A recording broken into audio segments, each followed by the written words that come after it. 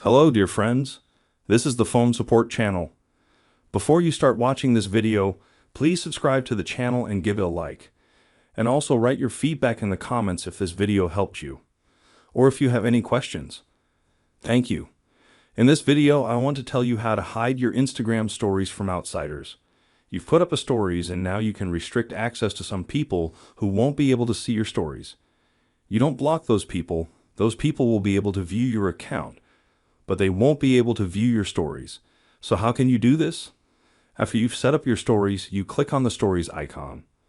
Here you press the three dots and click Story Settings. Now find the item Hide Story From. This item blocks access to the stories. Click on it. Here we see the search. In the search, we write the name of the account of the person for whom we want to restrict access to our stories. We select that person and click Done. We can get out of here, and now the selected person won't be able to see your Instagram stories. As you can see, this is a very simple and fast way. Done. There's nothing complicated at all. If you like this video, put likes and subscribe to the channel. And also watch other useful videos on the channel. That was Phone Support. Bye bye.